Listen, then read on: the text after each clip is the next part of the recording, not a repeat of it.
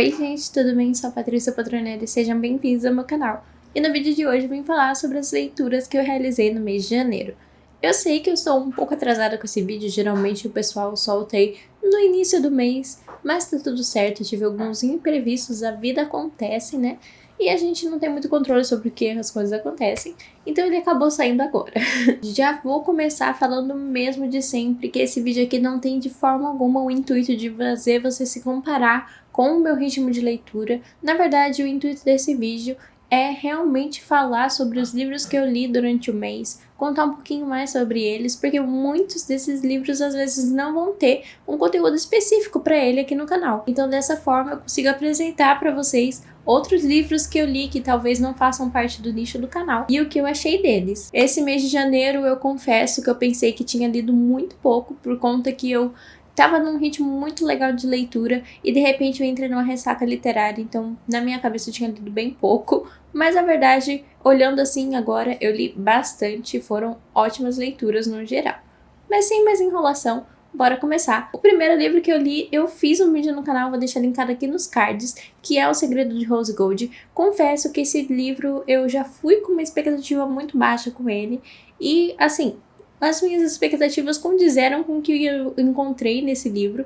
Ele foi um livro baseado no caso da Gypsy Rose, que ficou mais em alta aí nos últimos dias, já que a Gypsy foi aí solta, né? Eu acho que ela tá em regime semiaberto, não sei se ela já cumpriu totalmente a pena dela e ela é uma pessoa livre ou se ela ainda tá cumprindo de forma aí. E por conta disso eu resolvi ler esse livro aí inspirado no caso dela. Eu particularmente gosto de livros que são de ficção, mas que são inspirados em casos reais. A gente tem grandes nomes que conseguiram fazer isso de maneira muito boa, como por exemplo, Psicose, A Garota da Casa ao Lado e o que eu li recentemente, Meia-Noite no Jardim do Bem e do Mal. Mas no caso de Segredo do Rose Gold, eu acho que faltou muita coisa para a construção da história, para a construção dos personagens, e eu não senti muito o objetivo daquele livro, sabe?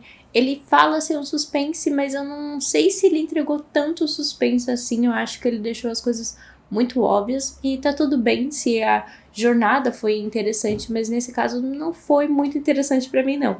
Eu li muito rápido porque a escrita é bem aquela coisa fanfic, sabe? Com bastante diálogos, com bastante mensagens, então é muito rápido de você ler essa leitura. Então pode ser um bom livro pra quando você tá de ressaca ali, né?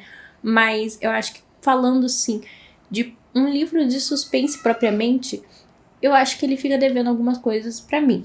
Mas se você quiser saber mais sobre o que eu achei sobre essa leitura, é melhor que você veja o vídeo apenas sobre ele, né? Depois eu li O Retrato de Dorian Gray com a Tata do Clube do Livro de True Crime. Assim, foi um livro muito interessante, porque eu via muita gente falar que não gostou tanto ou que tinha amado. Então é um livro 8 ou 80, e eu confesso que eu tava com um pouco de medo, porque minha última experiência com o clássico foi o Conde de Monte Cristo e não foi tão agradável. Eu normalmente, assim, me dou bem com alguns clássicos, não são todos, obviamente, mas com alguns clássicos eu me dou bem. Mas por conta dessa experiência do Conde de Monte Cristo, eu tava assim com um certo receio de pegar esse livro, principalmente porque ele é muito mais monólogo, tem blocos e blocos de textos, então eu tava assim um pouco insegura. Mas fomos lá, né, iniciamos a nossa leitura e eu me surpreendi demais. Tanto que durante, assim, a metade da leitura eu já tava com aquele sentimento de eu deveria ter pego esse livro sem censura. Porque, caso vocês não saibam, assim como eu não sabia quando eu adquiri essa edição, é que a gente tem apenas duas versões sem censuras aqui no Brasil. A da Darkside e da Biblioteca Azul. Pelo que eu pesquisei, a da Biblioteca Azul é 100% sem censura e da Darkside é semi-censurada. Eu posso estar errada, mas é alguma coisa assim. Enquanto todas as outras são totalmente censuradas. Inclusive essa daqui. O que a gente vai encontrar de diferente dos livros censurados para os sem censuras, eu não sei dizer ao certo. Não sei se o relacionamento aqui desse livro ele vai se aprofundar mais ou não. Então não tem como eu falar muito bem sobre isso com vocês. Eu vou pesquisar mais e daí quem sabe eu posso falar em algum vídeo. Mas aqui a gente vai ter, né, o Dorian Gray, que é uma pessoa assim que ele liga muito para as aparências, ele liga muito de como as pessoas enxergam ele, mas ao mesmo tempo o Dorian Gray é uma pessoa muito egoísta e que ele realmente só se importa com ele mesmo. Um dia ele vai ser ali pintado por um pintor E a obra fica tão linda e tão bela mesmo, tão perfeita, que o Dorian deseja que, ao invés dele envelhecer, que o quadro envelhecesse por ele, sabe? E a partir daí, tudo que a gente vai ter ali de ruim que o Dorian vai fazer vai refletir nesse quadro e não nele. Tem essa coisa, então, meio de um realismo mágico, e eu achei bem interessante. A gente tem aqui alguns romances acontecendo durante a história, mas eu acho que o ponto principal mesmo é demonstrar essa personalidade do Dorian, como ele mesmo vai se destruindo e destruindo as pessoas em sua volta no meio dessa história. Eu acho que é muito esse ponto alto desse livro. E assim, a primeira parte ela é um pouco mais arrastada, mas depois dela eu acho que o livro flui muito bem e dá aquele ar de, sabe, quando tá naquele ritmo eufórico de suspense. Você fica instigado a saber aonde tudo aquilo vai levar, até que ponto o Dorian vai conseguir ir. Tem essa questão do quadro que a gente fica se questionando se isso realmente está acontecendo, se é a imaginação do Dorian. Enfim, são muitas coisas assim que eu particularmente achei interessante. Então foi muito surpreendente pra mim ter gostado desse livro, porque como eu disse, ele é 8 ou 80 e eu pensei que eu seria parte das pessoas que não iam gostar dele, então foi uma surpresa muito boa ter gostado. Lógico, gente, tem aquelas questões da época. Tem um personagem, eu acho que é o Henry em específico, que ele fala muita merda sobre questões de mulheres. Mas assim, por ser um clássico, eu até deixo assim um pouco de lado, sabe? Eu leio, eu não gosto do que eu estou lendo, mas eu prossigo, sabe? Porque eu tento entender que naquela época era um pensamento, vamos dizer assim, mais aceitável. Era como as pessoas pensavam, em sua grande maioria. Porque o retrato de Dorian Gray foi publicado lá por 1800 e bolinha. Então, assim, a gente releva que as pessoas lá naquele tempo não pensavam como a gente pensa hoje. Então, eu tentei aí deixar isso um pouco de lado, apesar de ter ficado um pouco, sim, irritada com esse personagem específico. Porque, assim, todos os personagens ali têm os seus defeitos, mas esse, assim, nossa, gente, dá uma raivinha. Mas, enfim, a minha nota para Retrato de Dorian Gray, no fim das contas, foi 4 estrelas. Eu tirei aí uma estrelinha por conta do ritmo um pouco mais lento no início e por conta de algumas coisinhas aí do final que eu fiquei com uma interrogaçãozinha, sabe? Mas, enfim, eu gostei muito desse livro. Foi realmente uma leitura muito surpreendente e confesso que depois que eu li Dorian Gray, eu senti que o meu ritmo caiu um pouco, sabe? Porque eu tava muito no gás de Dorian Gray. E as outras coisas que eu li não me deram tanto esse gás. É até estranho eu estar falando isso de um clássico, porque realmente eu não sou aquela fã obcecada por clássico. Eu não tenho tanta familiaridade com eles. Depois eu li Eclipse e, na verdade, eu achei que tinha lido Eclipse em dezembro, mas eu fui iniciar Amanhecer esse mês de janeiro e percebi que eu não lembrava de algumas coisas. E daí quando eu fui ver, eu tava na metade de Eclipse, eu ainda não tinha terminado. Então eu peguei aí pra terminar. Eu acho que eu falo um pouco sobre isso no vlog da MLV. Eu vou deixar linkado nos cards também o link do vlog da MLV, porque eu vou falar algumas leituras aqui que também estavam lá. Inclusive, eu não lancei a versão 2 do MLV, porque no final eu não li muito mais que aquilo. Foi só aquela primeira semana mesmo que eu li. Então ficou por aquilo mesmo, por conta da minha ressaca aí. Mas enfim, Eclipse eu não vou falar muito, porque eu vou soltar o vlog de Crepúsculo, lendo todos os livros da saga aí, né? E eu sei que eu tô prometendo isso há muito tempo, mas é que eu tô lendo aí um livro por mês, um livro a cada um mês e meio. Eu tô indo com o tempo, realmente aproveitando aí a experiência que é ler essa saga pela primeira vez.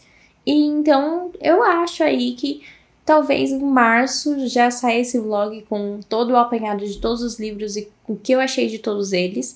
Mas pra não deixar vocês sem nada, eu quero dizer que eu acho que Eclipse foi o que eu menos gostei até agora.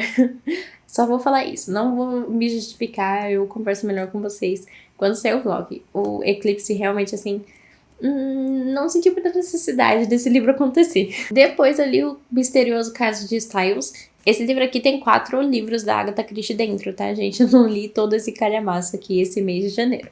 Foi apenas o primeiro caso, que são 167 páginas mais ou menos, então seria mais ou menos aqui. E, assim, eu gostei bastante da história. Tem um vlog de leitura também falando só sobre ele, que eu vou deixar linkado nos cards.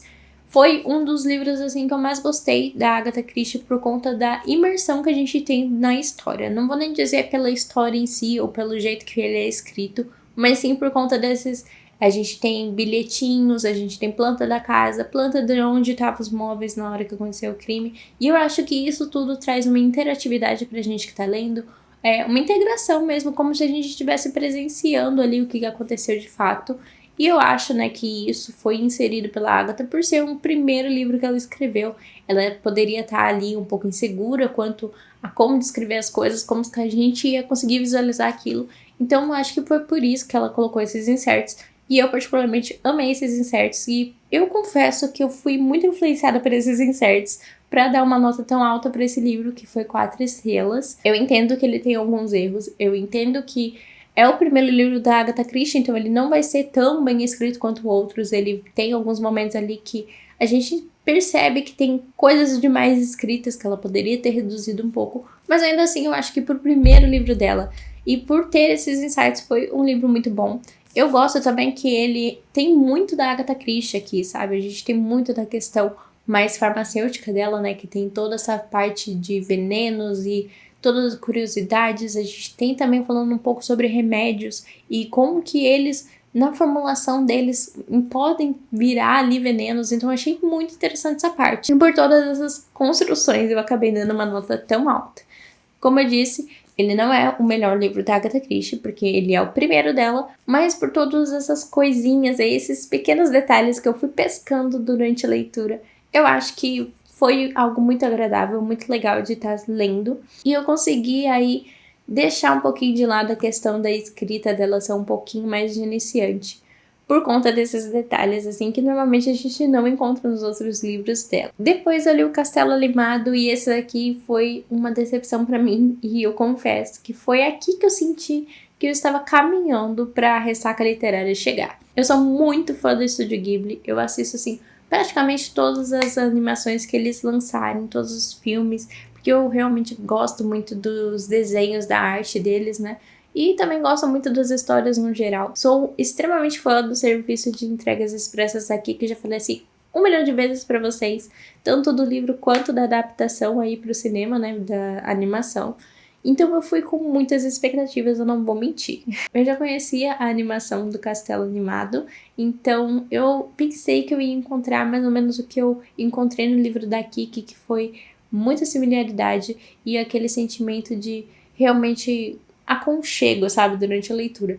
Só que esse livro eu achei, assim, que a escrita não me pegou tanto. Os capítulos, eles são nomeados ali com um mini spoiler do que vai acontecer. Então, tipo, esse capítulo é o que a protagonista vai encontrar o castelo. E também eu não achei que a narrativa me prendeu tanto, não sei. Eu acho que ele faltou alguma coisa. O ponto-chave ali, né, o que deixa mais a gente instigado a ler é querer saber o que aconteceu com o Calcifer, acho que é assim que se fala o nome dele, que é o foguinho, e qual é o acordo dele, como que a gente liberta ele ali.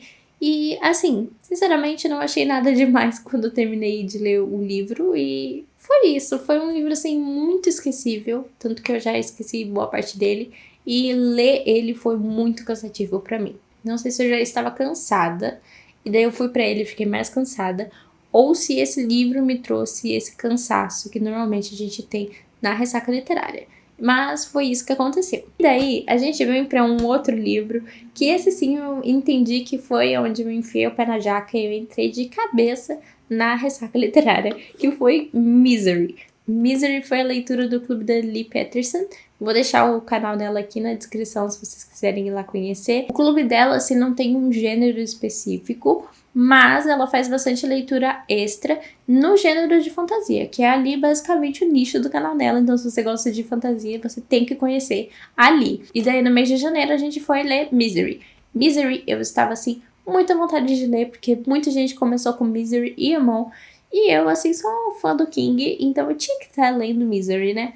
A Brenda já tinha me avisado do Leituras da Breca, eu também vou deixar o link no canal aqui na descrição, que Misery tinha um ritmo diferente, que a escrita era diferente, e eu já fui com isso em mente. Então, quando eu cheguei nas primeiras páginas, eu já sabia o que encontrar, não foi, assim, uma grande surpresa. Porém, a primeira parte, eu tive ali que me situar um pouco mesmo, por conta desse estilo de narrativa. A segunda parte, que Eu costumo dizer que esse livro foi dividido em 3 pra mim. A segunda parte, que é um meinho ali do livro, eu gostei bastante. Eu tava falando, nossa, vou pegar esse livro agora, eu vou terminar de cabo a rabo. Só que daí chegou na parte número 3, que eu denomino a parte 3, que é do meio pro final. E daí, gente, eu já achei que tava enrolando muito, já tava assim, ai, quer matar ele, mata, quer acabar com ela, cabe, sabe? Não tava me importando com nada. E pra quem não conhece a história de Misery, a gente vai ter um escritor que ele vai ser sequestrado ali pela sua fã número 1. E essa fã número 1 vai torturar ele de maneiras, assim, indescritíveis pra conseguir o que ela quer. Que é o quê? Mais um livro de Misery, que é uma protagonista particular que ela é realmente apaixonada. Ela até nomeia o porco de estimação dela de Misery. Então ela quer muito saber o que vai acontecer, ela não concorda com o final do livro. E ela sequestra esse autor para que escreva a história da maneira que ela quer. E é bem interessante, eu gostei da premissa, mas eu acho, assim, que ele é um pouco viajado demais. E, assim, o fim achei meio incoerente também. A nossa vilã, que seria essa fã número 1, eu não achei ela crível. Eu não achei, assim, que... Eu não consegui acreditar nela, sabe? Eu não consegui acreditar na maldade dela. Parecia que eu tava lendo, assim, algo que... Não sei, tipo, indiferente. Não é aquele protagonista que faz a gente ficar tenso mesmo, tipo, meu Deus, qual vai ser o próximo passo desse? Não, eu realmente não tava acreditando nela. Achei ela meio, sei lá, não consegui pôr fé nela. O nosso protagonista, aliás, eu acho que ele é muito mais vilão e muito mais essa coisa de, meu Deus, qual vai ser o próximo passo dele, do que a nossa protagonista. Eu acho que ele é muito mais bem trabalhado. Lógico, o livro é do ponto de vista dele, então é óbvio que ele vai ser muito mais bem trabalhado do que ela. Mas eu acho que, como a gente tem capítulos alternados entre a história principal e o livro que ele está escrevendo, a gente poderia ter descartado esses capítulos do livro, porque não senti necessidade, não achei que acrescentou alguma coisa para a história, e colocar os capítulos dela. E daí a gente teria uma vilã muito forte e um protagonista, ou muito forte também, ou um pouquinho mais fraco, mas que fizesse ali um balanço legal pra gente ficar realmente tenso e imergir nessa história. A ideia aqui é ser aquela coisa não sobrenatural do King, né, mas pessoas sendo ruins porque são pessoas, mas eu não acreditei muito na ruindade da protagonista, não. Vou ser bem sincera. O fim também me decepcionou um pouco e é isso. A minha nota pra ele eu acho que vai ser 3 estrelas e é isso. Não sei muito mais o que falar sobre Misery. Foi um pouco cansativo pra mim a leitura mesmo. Eu acho que eu não tinha falado a nota de O Segredo de Rose Gold. E O Segredo de Rose Gold eu acho que eu dei 2 estrelas ou 2 estrelas e meia. E agora a minha última leitura do mês de janeiro, que assim, é a minha leitura mais especial, porque foi com o meu clubinho, né? Que é Mulheres Confiantes. Mulheres Confiantes é da mesma autora do Late Killers, que é aquele livro rosa icônico da Dark Side, que eu acho que foi um dos mais famosos aí do selo Carmicini. Só que aqui a gente não vai ter focado em assassinatos propriamente ditos, aqui vão ser outros tipos de crime. Então a gente vai ter então aqui a gente vai ter golpes, trapaças e outras artimanhas ali, focados novamente no feminino, que é a área ali que a Tori mais pesquisa. Esse livro aqui em específico eu sinto que tem muito mais pesquisas por trás ainda do que Lady Killers, porque lógico, esse livro veio depois de Lady Killers, então provavelmente ela viu que deu certo ali em Lady Killers e aprimorou aqui em Mulheres Confiantes, e o que não deu tão certo, ela acabou ali deixando um pouco de lado. A parte histórica desse livro em específico eu gostei bastante, eu acho que tá muito bem trabalhada, a gente realmente fica ali indignado e imersivo nas coisas que vão acontecendo, né, na vida dessas mulheres que estão ali aplicando golpes e trapaças, que vão influenciando na sociedade de forma direta ou indireta. Como todo livro de contos e de mais de uma história, é óbvio que alguns a gente vai gostar mais e outros a gente vai gostar menos. Então, não tem como a gente gostar 100%, né, de tudo que a gente lê, porque são histórias muito diferentes, algumas um pouco mais lentas, outras um pouco mais frenéticas, mas no geral eu gostei bastante. Entre ele e Lady Killers eu acho que eu fico com ele, porque como a própria autora diz, diferente de Lady Killers, que a gente fica ali torcendo para que elas sejam pegas, que as coisas realmente se desenrolem, aqui você fica torcendo meio que para nossas vilãs ali da história em muitos dos contos. Em alguns dos contos você até fica com aquele quê de, nossa, eu poderia ser ela, porque nem sempre elas fazem coisas assim tão cruéis como, por exemplo, matar alguém, que é algo muito chocante. Algumas envolvem só ali alguns pequenos golpes realmente de dinheiro. Alguns contos em específicos me lembrou da Ana Delphi, que tem série na Netflix agora, eu acho que é Inventando Ana. Então, assim, é aquela coisa que você assiste, você vê a pena e daí você fala, nossa, se eu soubesse que você faz assim, eu faria. Logicamente a gente não faz, né? Mas é aquele tipo de história que você fica com aquele quesinho de, nossa, é tão fácil assim. Você não fica tão indignado assim com o que acontece. Lógico, tem algumas que é um pouquinho mais pesada, né? Mas, enfim. Vou trazer futuramente um vídeo resenha aí só sobre ele para explicar melhor os pontos, as questões históricas inseridas, quais pontos meus foram os favoritos, quais eu gostei menos, e também para dar aí a nota do clube para vocês. Não sei quando vai sair, porque eu tô prometendo várias resenhas e elas estão se acumulando, mas vai sair em algum momento aí no canal, falando mais sobre ele, com mais detalhes, mostrando detalhes da edição também, porque essa edição é lindíssima por dentro, cheia de desenhos. Mas a minha nota geral, já que eu estou aqui enrolando, né, não falo logo, foi 4 estrelas, porque realmente teve alguns contos que funcionaram muito bem pra mim, e outros que não funcionaram tanto assim, e tá tudo certo. Acho que 4 estrelas é uma nota coerente pra ele, pode ser que em algum momento eu venha mudar, mas eu acho que 4 estrelas tá bom pra esse livro, pro que a gente encontra nele, e eu gostei realmente bastante da leitura. Só que por ser um livro de conto, assim, não tem muito, assim, o que eu falar pra vocês, sabe? O que eu falei aqui eu acho que é suficiente pra esse vídeo, daí num vídeo só sobre ele a gente pode discorrer um pouquinho mais. E bom, essas foram minhas leituras aí do mês de janeiro. Já deixa aí seu comentário de qual foi o melhor livro e o pior livro que você leu nesse mês de janeiro. Já quero deixar aqui também um convite, se você não é inscrito, para que você se inscreva e também deixa aí seu like para que o vídeo seja entregue para mais pessoas. E hoje ficamos por aqui, espero que vocês tenham gostado do vídeo e nos vemos no próximo.